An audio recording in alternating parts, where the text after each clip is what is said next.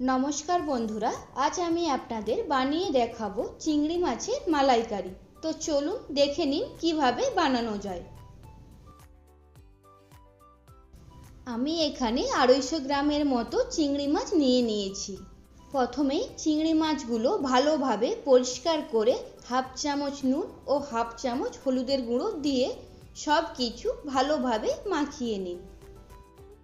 আমার মতো কারা কারা চিংড়ি প্রেমী তা অবশ্যই আমাকে কমেন্টে জানিও কিন্তু।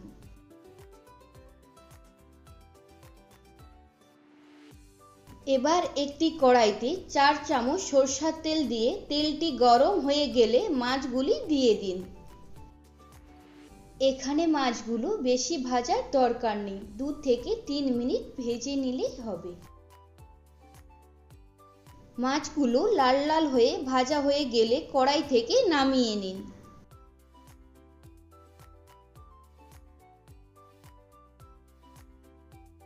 এরপর একটি মিক্সির জারে পরিমাণ মতো নারকেল কুড়া নিয়ে নিন এবং একটা মিহি পেস্ট বানিয়ে নিন।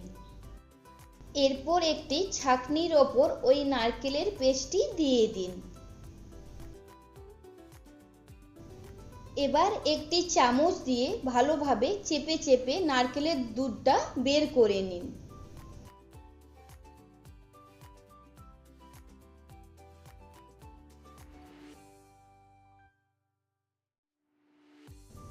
এবার একটি বাটিতে 100 গ্রামের মতো টক দই নিয়ে নিন। এবার টক দইটি 2-3 মিনিট ধরে ভালো করে ফেটিয়ে নিন।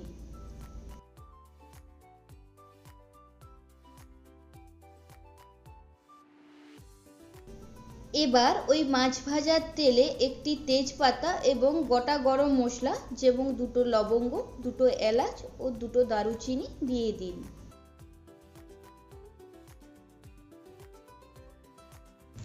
এবার গরম মশলা থেকে মিষ্টি একটা গন্ধ বেরোলে 2টি মিডিয়াম সাইজের পেঁয়াজ বেটে দিয়ে দিন। এবার পেঁয়াজটা ভালোভাবে তেলের সাথে 3-4 মিনিট ভেজে নিন।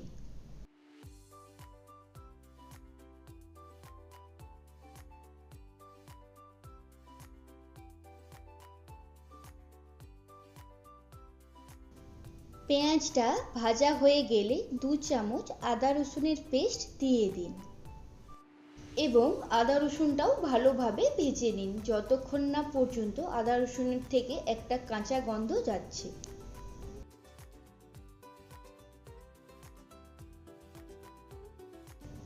এবার 2টো মিডিয়াম সাইজের টমেটোর পেস্ট দিয়ে দিন।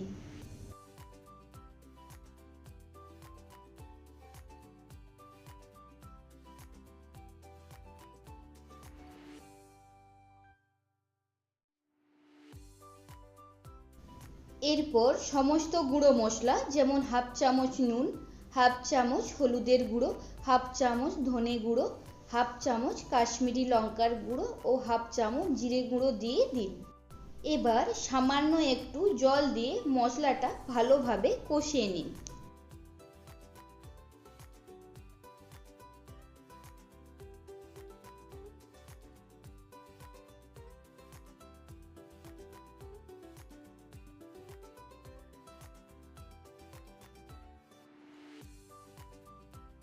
দেখুন মশলা থেকে কত সুন্দর তেল ছেড়ে দিয়েছে। এইভাবে মশলা থেকে তেল ছেড়ে দিলে আগে থেকে ফেটিয়ে রাখা টক দই ও নারকেলের দুধটা দিয়ে দিন।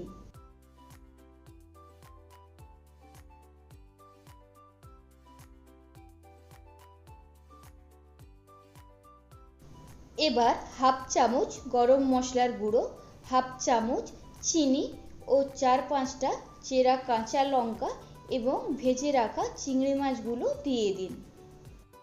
এখানে চিনিটা অবশ্যই মনে করে দিবেন, এতে করে দইয়ের যে টক ভাবটা ঠিক ব্যালেন্স হয়ে যায়। এবার সব কিছু ভালোভাবে মিশিয়ে একটি ঢাকনা দিয়ে ঢেকে দিন 10 মিনিটের জন্য। এই সময় গ্যাসের হিটটা অবশ্যই লো করে দিবেন।